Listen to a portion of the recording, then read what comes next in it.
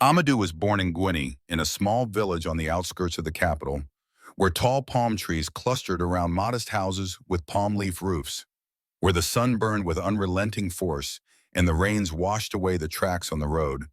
Amadou grew up under the care of his family. His father was a farmer, working the land that yielded only a small crop but allowed the family to survive. Amadou's mother told him stories of big cities where the sky seemed to touch the tall buildings and the streets were flooded with light. Amadou dreamed of a different life. He imagined America, a country he had heard about in the stories of his neighbors and seen in old, tattered newspapers. America seemed to him a place where every man could become something important, where a man with zeal and hard work could achieve more than he had been given at birth. Getting an education in Guinea was almost impossible. Funds for education were rarely found even for the bare necessities. But Amadou had been persistent since childhood, trying his best at everything, whether it was helping his father in the fields or taking rare classes with a teacher who taught children in the village in the evenings for minimal pay. Every day, Amadou would get up before dawn to help with the household and then run to the neighboring town for classes. It was his only opportunity to learn more about the world outside the village. When he turned 20, his family had the opportunity to send him to the United States. The family scraped together what they could, pawning family jewelry and their last savings to buy a plane ticket. At the airport, Amadou stood in a shabby jacket, too light for the cold New York winter ahead, but in his pocket was a cherished piece of paper, a ticket, his way to a new life. In parting, his mother hugged him and said, "Become the person you've always dreamed of being, son." These words became his compass. Upon arriving in America, Amadou experienced a real culture shock. New York seemed huge and restless, a city with dozens of voices and endless streets. He found a room in a poor neighborhood in the Bronx, where the streets at night were filled with screams and the occasional smell of cheap alcohol and cigarettes. However, even that couldn't dampen his enthusiasm. He took two jobs, one at a local grocery store and the other as a loader in a warehouse. He had to work 14 hours a day, but it was honest money that allowed him to save and dream of one day being able to go to college. Amadou was disciplined and did not allow himself any deviation from the path he had set himself. After work, he would stay up late reading English textbooks he had brought from the sales. In the cafes where he sometimes bought cheap coffee, he was often refused service, incredulous at his dark skin and accent. Amadou, however, tried to ignore this. He always knew he would have to prove his worth in a world where he was an uninvited guest.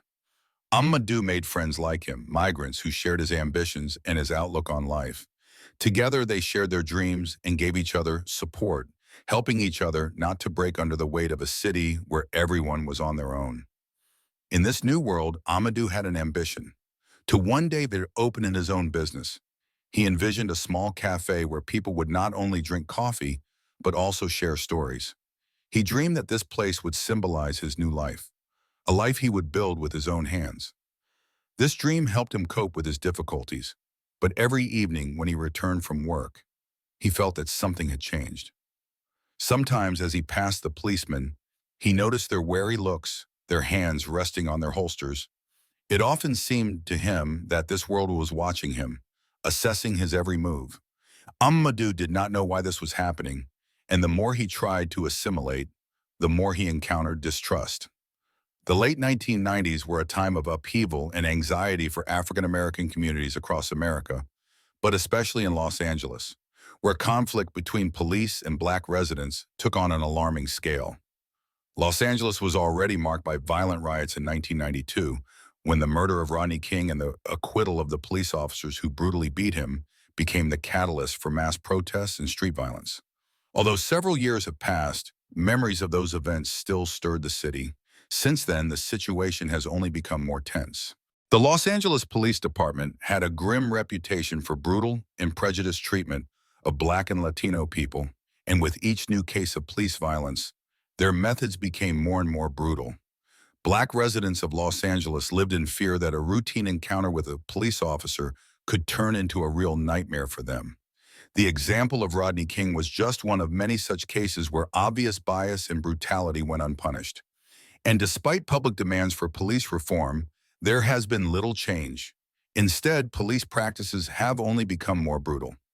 As part of an announced crackdown on crime, many heavy patrols were deployed throughout the city, and the hunt for drug dealers and gangsters often turned into a sweep of poor neighborhoods where African Americans and Hispanics were common residents trying to survive. The police used the concept of zero tolerance, which meant detaining anyone who seemed suspicious. But in reality, this zero tolerance was increasingly limited to stopping or searching on the basis of skin color alone. In Los Angeles in the late 1990s, African Americans seemed to become not just a population group, but a separate category of threat to the police. Police checks and patrols often mistakenly arrested innocent people, but incidents of violence and humiliation were not just ignored, but justified by superiors who argued that the city was on edge and police officers needed to be vigilant. Stereotypes about crime were being perpetuated, and even law-abiding black people were seen not as citizens, but as potential threats.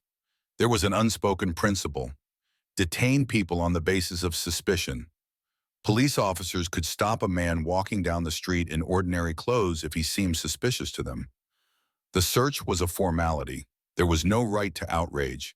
Any resistance or simple disagreement with the police could easily lead to harsh detentions and aggressive reactions. In this context, young African Americans like Amadou Diallo faced constant pressure. For them, even a casual walk through the neighborhood on the way home became a risky step. Amadou, who genuinely believed in his dream and persevered in pursuit of it, became an unwitting participant in this tense atmosphere. Coming from his native Guinea, he had hoped that America was a country where people were viewed with openness, but he found that there was always an invisible shadow of suspicion behind him. It was a late winter night in Los Angeles. The cold air stained the breath of every passerby with white vapor. The streets were deserted, and the lone street lights cast long shadows on the sidewalk. Amadou Diallo, having finished his shift at the warehouse, was on his way home, walking down narrow alleys and taking a shortcut through the courtyard of an apartment building. He was exhausted after a long day of work, and his thoughts were preoccupied with the things to come, with the anticipation of how one day he would be able to save enough to go to college. Amadou walked at a brisk pace, looking around. It wasn't the safest neighborhood, and the locals knew it was best not to attract attention late at night. With his hands in his pockets and his eyes focused on his feet, he quickened his stride when he heard the sound of a passing car. The car had slowed down, and two policemen were watching him closely from the ajar window. They drove slowly, looking out for the occasional passerby. Amadou felt that he was being watched. His heart beat a little faster, but he knew he had to stay calm. He continued walking along the lighted sidewalk, hoping that if he didn't show the slightest excitement, the police would lose interest in him. But a car stopped, and a moment later a sharp order was addressed to him. "Hey, stop! Come over here!" Amadou looked back and saw two uniformed men getting out of the car. One of them came closer and, looking down at him, demanded, "Show me your papers." The same instinct that had helped him avoid trouble with it so many times in this city made him slowly pull his hands out of his pockets and show his empty palms, demonstrating that he had no weapons. He knew that any haste could be construed as a threat, and in this city any sudden movement could be his last. "My papers are in my pocket," Amadou replied calmly. He wanted to say the words without a shadow of doubt, without fear, but anxiety was growing inside him. He tried to reach for his ID, but one of the policemen immediately shouted, "Hands up, don't move." Amadou froze with his hands up, not understanding why his gesture was being received with such aggression. All his experience in Los Angeles had told him that it was best not to argue with the police.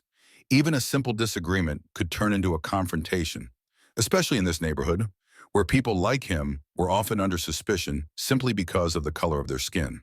"Can't you hear me? I said raise your hands," shouted the policeman as he approached Amadou. His partner kept his hand on his gun, ready for any outcome. Amadou could feel the tension building in the air. Drops of sweat appeared on his forehead, even though the air was cold. He didn't want to appear frightened, but every muscle in his body was tense. He did what was asked of him, but the fear was growing stronger. Amadou wanted to explain that he was simply returning home, that he had no reason for conflict, but realized that his words would likely go unheard. The policemen kept their eyes on Amadou, eyeing him with distrust and tension, as if he were a real threat to them. In his every movement, they saw confirmation of their suspicions. In Los Angeles in the late 90s, where police departments were accustomed to a constant war with criminal gangs, even the most ordinary action of a dark-skinned man could seem dangerous. The gaze of one of the police officers, Officer Garris, was stern and seemed to be a mixture of fear and latent aggression. He had long ago learned the rule of not trusting anyone he thought might be one of them. Harris and his partner, Dave, exchanged a quick glance. They were trained to rely on intuition and gut feeling, and it didn't matter to them that the man in front of them could have been an ordinary working man returning home. They had once been told by their superiors that African Americans in the neighborhood were often associated with petty crime, and since then every dark-skinned man, especially late at night, had aroused their automatic suspicion. Amadou stood in front of them with his hands up, his face reflecting fear, but the police saw something else in him. They saw a possible threat. They saw a criminal. Dave remembered a recent incident in which a fellow patrolman had been badly wounded while apprehending a local drug dealer. That story further fueled his belief that every suspect was a threat. He no longer thought he was facing an ordinary man returning from work. "You look familiar," Harris said slowly, looking Amadou in the eye with a hard wariness. Amadou tried to counter that he didn't know him, that he just lived nearby, but his every word seemed like a lie or manipulation to the officers. Harris stepped forward sharply, grabbing him by the shoulder. "Are you one of these? You think we can't see anything? Are you from the same gang that peddles on the corner?" His voice was cold and hard, and his hands squeezed Amadou in a way that made it hard for him to breathe. Amadou, feeling trapped, tried to explain himself. "I am not a criminal. I'm working. I'm just going home." But his words did not reach the minds of Harris and Dave, absorbed in their internal scenario. To them, he was just part of the problem they were fighting every day. They saw in his eyes not consternation, but defiance. In any movement he made, any attempt to defend himself or explain himself, only made them more certain that he was a dangerous man. "Search him," Harris said briefly, and Dave did not hesitate to search Amadou's pockets. They searched him roughly, as if they were trying to prove something to themselves, making sure that they were not just a passerby, but a hidden enemy. However, finding only a small wallet and a couple of old keys, they didn't stop. It didn't fit their expectations, and their suspicions grew even stronger. Sensing that the situation was becoming increasingly absurd and dangerous, Amadou made an attempt to reassure them. "Look, I live here. I just finished my shift. Please, I don't want any trouble." He spoke calmly, but his voice shook. In Harry's mind, however, those words sounded like an excuse, like a sly attempt to get out of the situation. They had already decided that Amadou was hiding something. "You have guns, don't you? You think we're that naive?" Dave asked, smirking evilly. Amadou realized that his words meant nothing to these men, and fear turned to despair. It was clear to him that they didn't hear or want to hear his explanation. Amadou realized that the situation was quickly spiraling out of control and decided to try to explain himself one last time. He lowered his hands, slowly turned to the officers, and tried to explain again. "Look, I have my ID. It's in my pocket. I'll just show you." He hoped this would ease the tension and convince them of his innocence. But the police officers already had that hard, determined look in their eyes that you rarely see in people who are willing to listen. Too many times they had heard explanations. Too many times they had been confronted with situations that required them to be extremely cautious. But under the pretense of caution, they saw only a threat. When Amadou reached into his pocket, there was not a shadow of aggression in his actions. He did everything slowly and carefully to let the policeman know that he was only going to take out his wallet, without posing any danger to them. There was a clear realization in his mind that any sudden gesture could be interpreted as a threat, but all he could do was hope they would realize that. His hand approached his coat pocket, and as he started to reach for his wallet, Harris took a step back. His eyes widened, and his hand automatically slid to his weapon. For Harry's, it was almost instinct. In this city, where every suspect could be armed, police officers were trained to react instantly to any suspicious movement. He saw an object emerge from Amadou's pocket, and in a split second, his mind completed the picture. He saw a weapon, a threat, a danger to life, All the horror stories of attacks on police officers flashed through his mind, and before he had time to think, he shouted to Dave, "Look out! He's got something in his hands!" Those words were the point of no return. The tension that had been building up all night, the fear of a possible threat, it all came together in one instant. Dave, hearing his partner scream, drew his gun and took aim without hesitation. He didn't hesitate, not in time to see what Amadou was holding. In his mind, a shot was the only way to keep himself safe. After all, he knew he could always justify himself by reacting to a possible threat. Amadou had no time to realize what had happened. The first shots rang out like thunder, and he felt a sharp pain shoot through his body.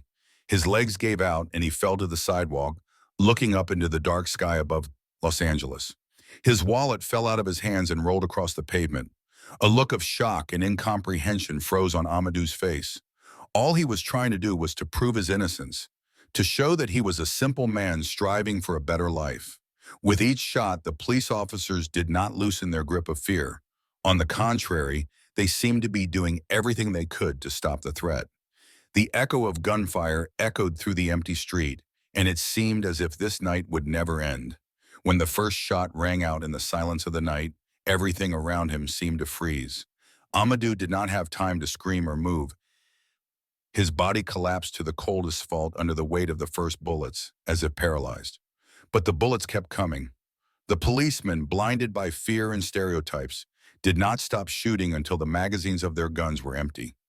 At that moment, none of them realized that in front of them lay not a criminal with a gun, but an unarmed man who was just trying to get his wallet. As the cinders from the gunpowder settled on the deserted street, the silence was cut only by the echo of the last shot. Amadou's body, twisted and motionless, lay on the pavement, and the red stains on his clothes spoke of the tragedy that had occurred in a matter of seconds. Out of 41 shots, 19 had hit him, piercing him without a single chance of escape. The reality of what had happened soon began to dawn on the officers. One of them, still with shaking hands, slowly came closer, looking at what they had done. Amadou's wallet lay nearby, stained with his blood, and suddenly this ordinary, everyday evidence of his innocence became a gruesome reminder of their mistake. Against all the facts, against everything they knew about their actions and orders, the reality was undeniable. They had killed an unarmed man, a man who was simply returning home. The four officers stood over Amadou's body, Dim's body, unable to find words. What had started out as a routine checkup for them had turned into a tragedy that would split Los Angeles in the coming hours. There was still fear in their eyes, but it was laced with bewilderment and perhaps guilt, though none of them dared look each other in the eye. They didn't think they had done wrong. They had acted as they had been taught, shooting to defend themselves. And now all that was left was to stand in silence, surrounded by the echo of their own shots. The next morning, news of the incident exploded in the media. 41 shots fired, 19 hits, and 1 dead, an unarmed black man.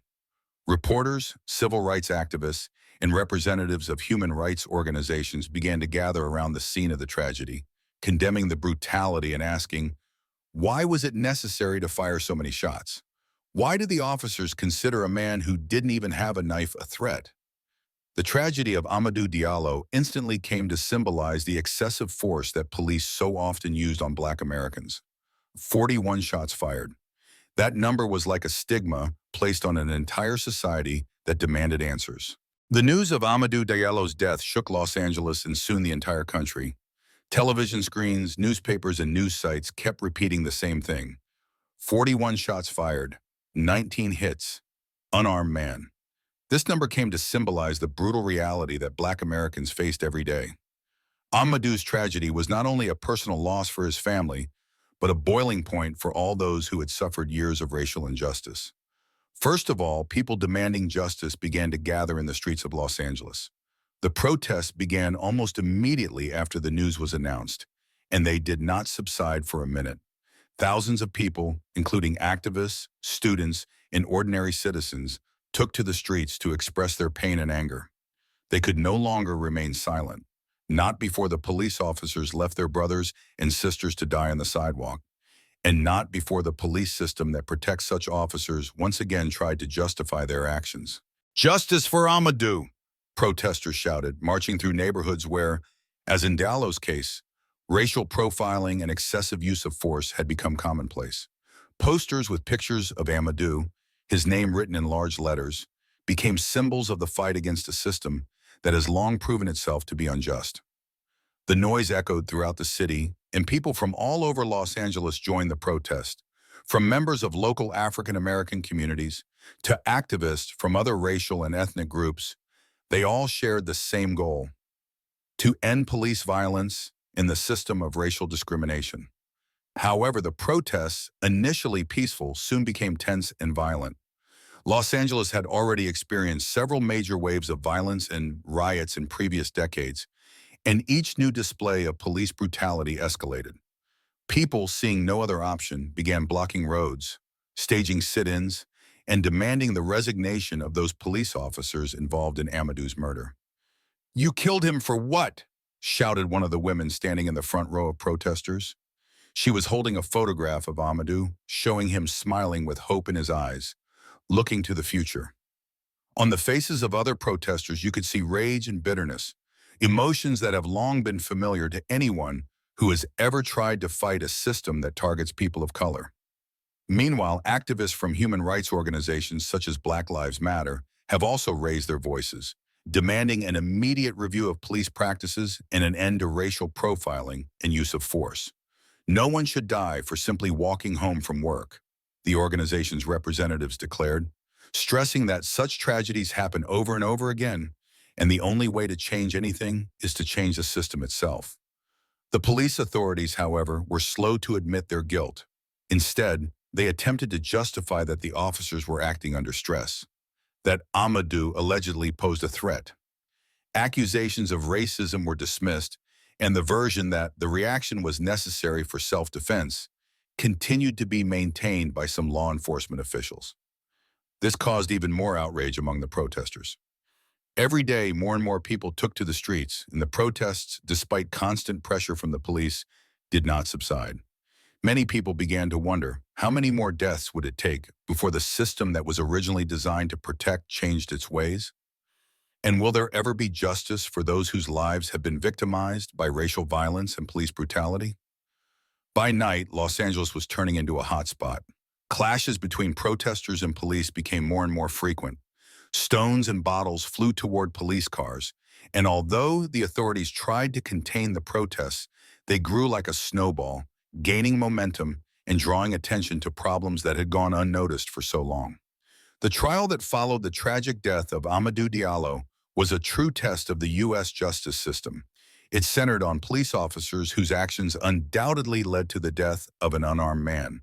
However, the trial soon took the form of a farce where the perpetrators appeared almost invulnerable, and the whole system, as always, went along with them.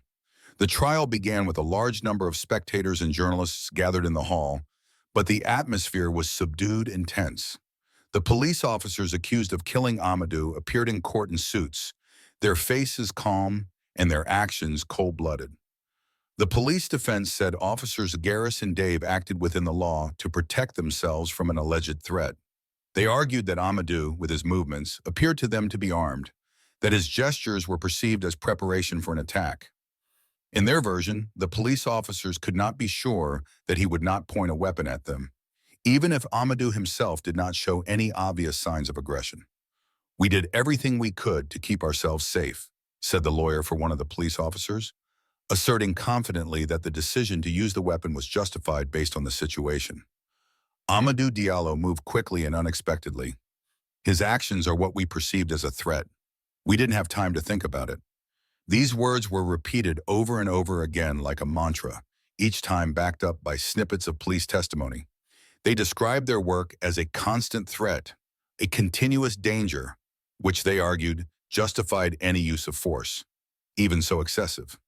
Lawyers have assiduously insisted that the officers could not have known their suspect was unarmed, despite the fact that his wallet was found next to his body.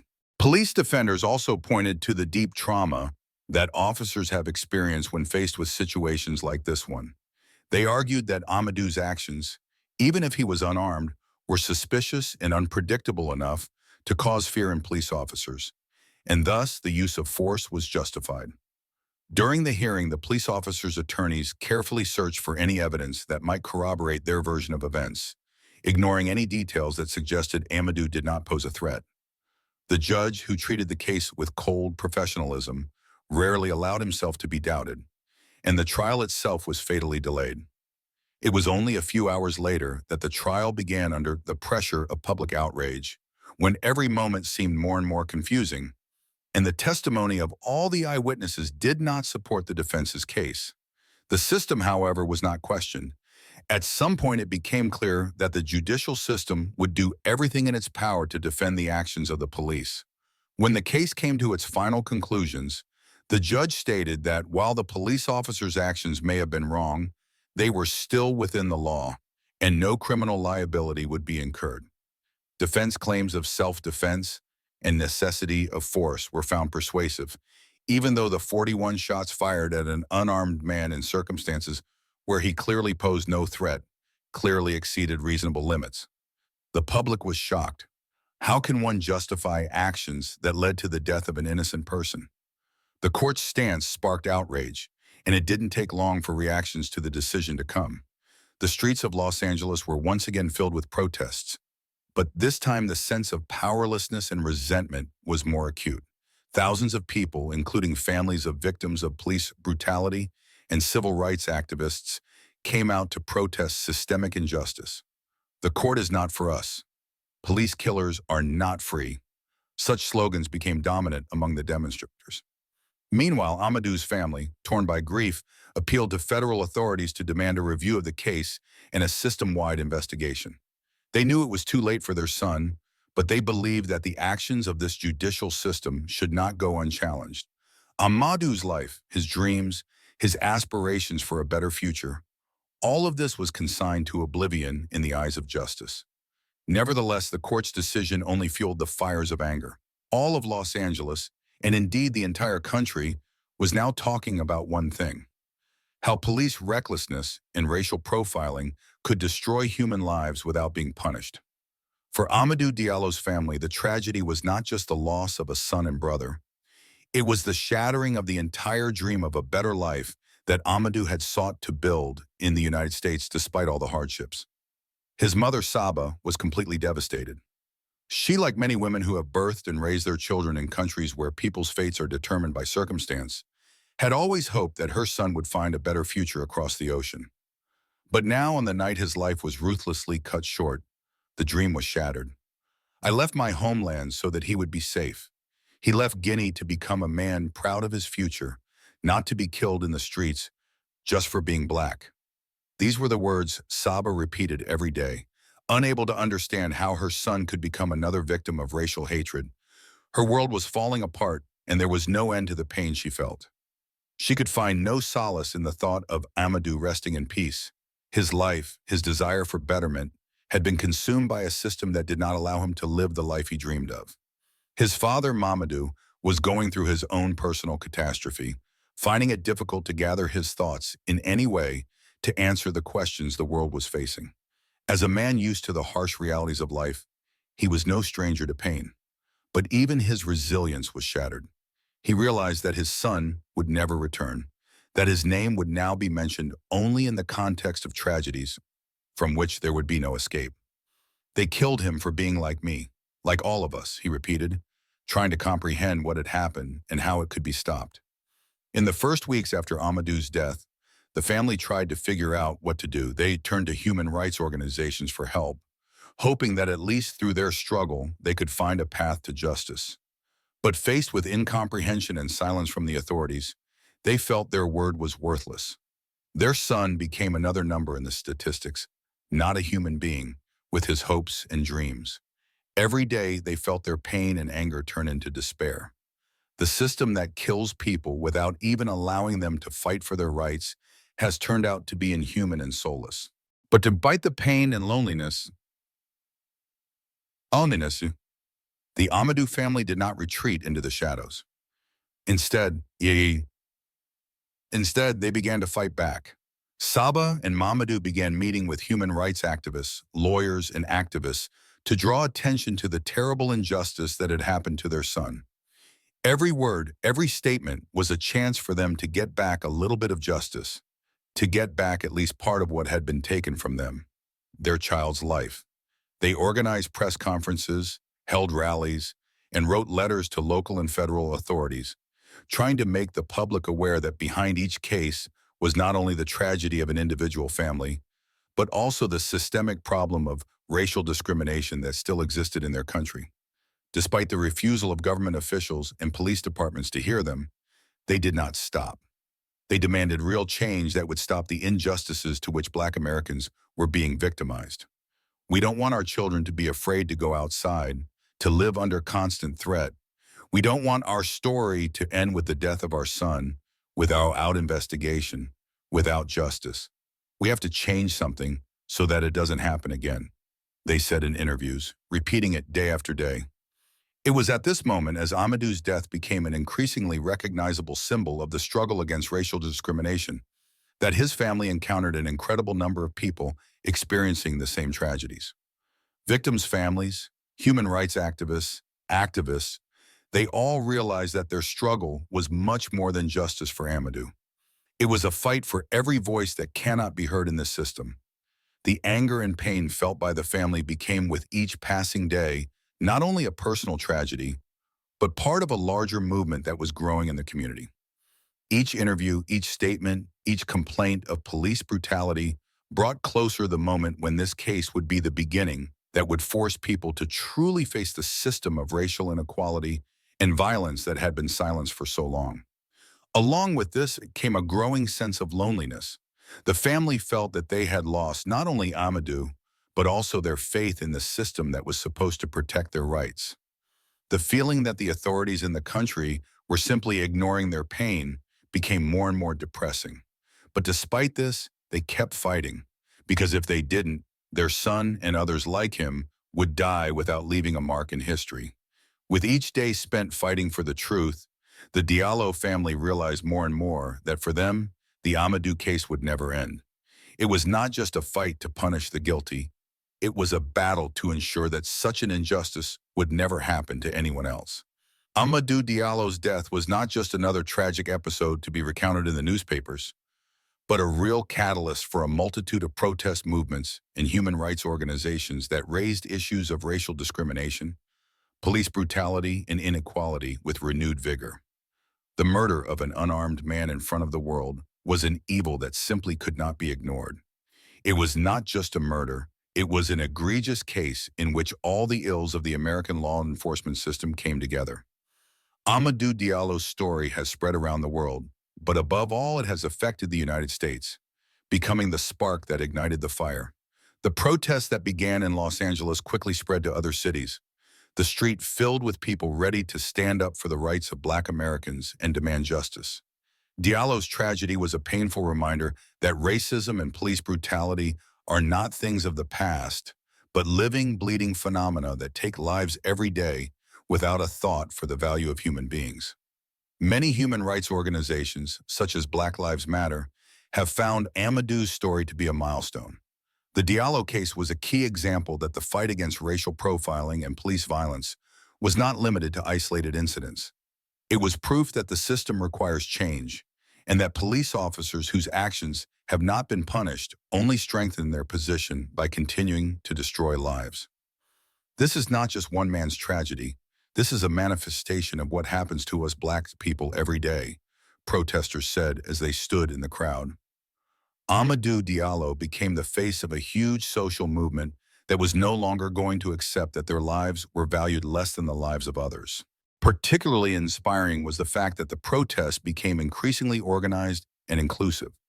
People began not just protesting, but systematically learning about rights, organizing into coalitions, and demanding reforms. Students, teachers, mothers, workers, they all now stood shoulder to shoulder with human rights activists. Amadou had become a symbol, and this symbolism was not limited to his name alone. It was a symbol of all those who had fallen at the hands of those who should have upheld the law, but instead supported the status quo, a system that prioritized based on racial prejudice. These events strengthened the position of organizations such as the ACLU, American Civil Liberties Union, NAACP, National Association for the Advancement of Colored People, and many other groups fighting for equal rights. They used Amadou's death to demand a new approach to police reform.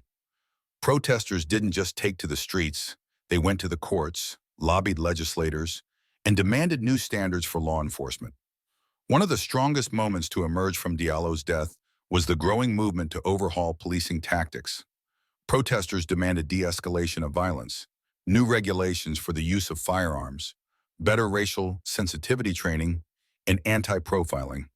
The movement became not just localized, but took on an international scope. Countries that have experienced similar tragedies, such as the United Kingdom, France, and the Republic of South Africa, have joined the protests, also demanding changes in their law enforcement systems.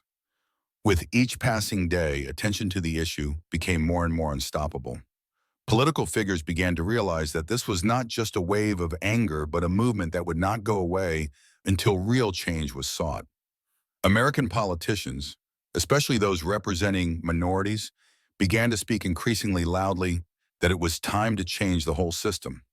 Police education became part of the parliamentary debate, and discussions that had previously been put on the back burner now came to the forefront. Questions about racial injustice in the United States became key on the political agenda.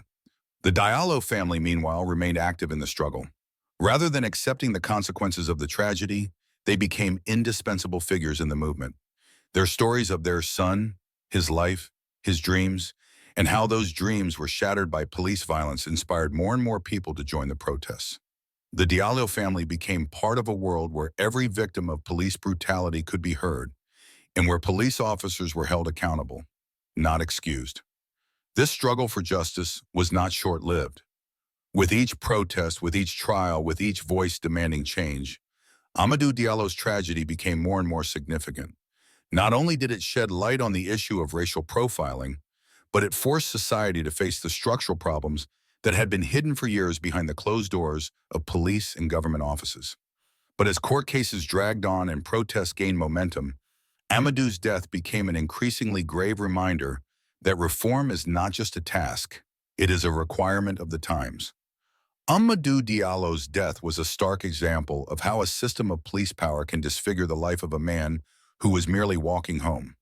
His tragedy not only shocked the country, but also became a catalyst for discussion of the entire police system, especially in the context of racial discrimination and excessive use of force. What happened to Amadou has forced society to ask questions. How is it that police officers, instead of protecting him, destroyed his life? How did this mistake occur that could not be justified by even the most superficial logic?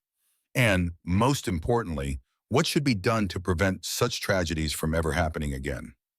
Debates about police reform began to dominate the public consciousness. Diallo's death signaled to many activists, human rights advocates, and politicians that it was time to rethink the way law enforcement operates, especially in neighborhoods where relations between police and Black communities had been strained for decades. Activists began to put forward many proposals for police reform. One of the most discussed was the demand to reduce the militarization of the police. Recently, many police departments, especially in large cities, began to resemble military units armed with heavy weapons and equipped with armored vehicles. This approach only increased the danger to citizens rather than ensuring their safety. In addition, military methods led to increased aggression on the part of police officers, which was particularly felt by members of marginalized groups such as African Americans and other minorities. Another important proposal was the mandatory use of body cameras on police officers so that their every action could be recorded and objectively assessed. This would have been an important step in combating corrupt practices and reducing cases of unjustified violence. However, many in the police, including senior representatives, were against the measure, fearing it would compromise the integrity of their actions.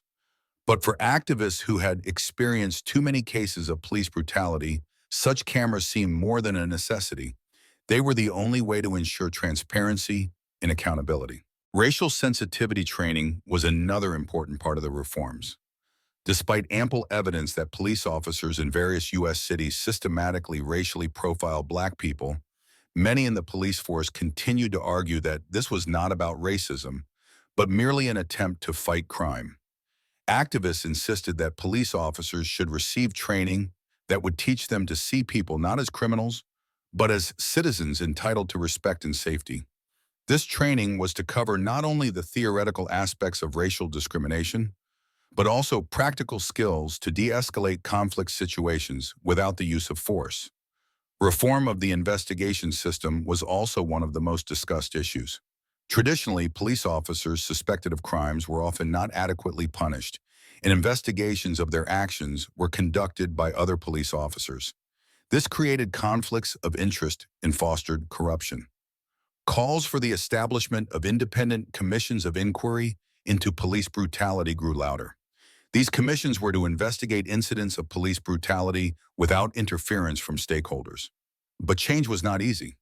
The system that protected those who stood up for law enforcement was proving to be very strong, and police unions were not ready to give up without a fight. Union leaders insisted that such reforms were unwarranted attacks on law enforcement, that police officers already found themselves under constant pressure. They argued that police officers should not be accused of racism without evidence, that each case of violence should be dealt with individually. However, for those who had experienced injustice, this defense was merely a continuation of the cycle of violence and impunity. If there had been a white male in Amadou's place, this would never have happened. Such words became common among those who felt that police officers should be more careful and accountable for their actions. Diallo's tragedy was a stark example of how a system that was meant to protect can be overwhelmed by bias, and how it creates obstacles to real justice. Public opinion also became divided. Part of the public supported the police, arguing that it was a tragic misunderstanding and that they should be able to defend themselves from danger. But more and more people began to see Diallo's tragedy as an example that racism and police violence were not the exception, but the rule that needed to change. Amadou's story was an important moment when society had to decide whether it would continue to defend the status quo or fight for a more just society.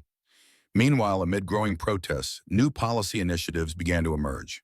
Some cities began enacting new laws that limited the use of violence by police, and measures were taken to improve relations between law enforcement and African American communities. Despite these efforts, however, many activists realized that reform required not only changes at the level of the law, but also profound changes in the thinking and behavior of police officers themselves. Amadou Diallo's death was a tragic moment that may have changed the course of history. It was a point from which there was no turning back. Many lives shaken by police brutality had found a voice, but the voice of this movement was just beginning to be heard. Amadou Diallo's death on that unfortunate evening left an indelible mark on the history of the struggle for racial equality and law enforcement reform. His tragic death was not just violence, it was a clear signal that the system that protects law and order actually needs reform, and that racism entrenched in policing practices kills. The process of seeking justice has been long and painful. The Amadou family struggled against systemic injustice, facing resistance, reluctance to admit guilt, and inaction on the part of the authorities. They lost a son, a brother, and a father. Although justice was never fully restored, Amadou Diallo's death, like the deaths of many other African Americans before and after him, has come to symbolize the struggle. The impact of his story on society was deeper than just a wave of anger or temporary protests. His tragedy was a milestone in the realization that police brutality and racism, long a part of the structure of law enforcement, require immediate change.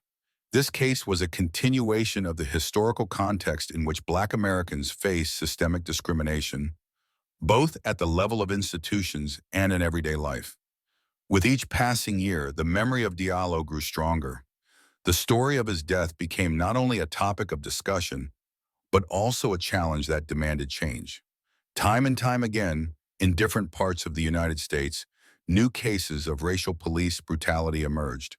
But each time such a tragedy occurred, Amadou Diallo's name was mentioned. He became a symbol to bring attention back to the fight against racism in society and its embodiment in law enforcement. A few years after Diallo's murder, the Black Lives Matter movement continued to grow, becoming a strong political force demanding real change in police practices and in social attitudes toward African Americans. The movement began to move from protests in the streets to real political action. More and more people in the community began to recognize that police reform was not just a necessity, it was a matter of survival for millions of citizens. Statistics on the death toll, police violence cases, and racial profiling continued to rise, showing that the issue raised by Diallo's death could not be closed. The lessons of his death were not limited to police reform. They became lessons about social injustice in general. People who had experienced such pain began to become more vocal about the need for change, which required an overhaul of the entire justice system. The topic of racial bias and inequality was raised not only on the streets, but also in courts, schools, and public forums. Issues that seemed too complex or inconsequential just a few decades ago were now key to political debate. The lives of African Americans, often viewed by society as second class, finally began to matter. However, reform did not come immediately. Even years after Amadou Diallo's death, police unions continued to fight against any change, arguing that the police were doing their job. In defending their position, they ignored the real threats facing residents of Black neighborhoods, ignored the suffering of families and relatives who live with the effects of racial violence every day. But despite the resistance, laws began to change. Community organizations made improvements in police training, the introduction of body cameras, and rules of engagement. But the truth remained, reform could not be accomplished by legal action alone. To bring about genuine change, a systemic struggle against entrenched racial prejudice in culture, education, and the workplace was needed. The racism that permeated the entire machinery did not disappear quickly. It was not just a phenomenon, it was part of how society was structured and how the law enforcement community was organized. Amadou Diallo has become a symbol for generations to come. His death was a reminder that the silent threat of racism is not always visible, but it is there. In every biased gaze, in every automatic decision of suspicion, in every unjustly applied action. And on this battlefield, there has not been and cannot be a final victory. Only constant work and a reminder that every human being, regardless of color, is worthy of a life full of opportunity and without fear of cruelty. Amadou's legacy that has become not just pain and anger, but a hope.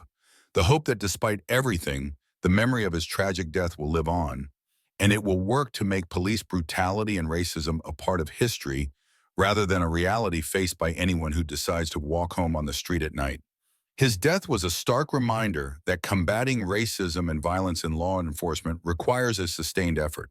But it is through tragedies like this one that society has learned that police reform is not just reforms for police officers, it is reforms for the entire system, which must serve all of its citizens, without exception. Thank you for your attention and for letting this story be a part of your day. Take care of yourself and your loved ones. See you again.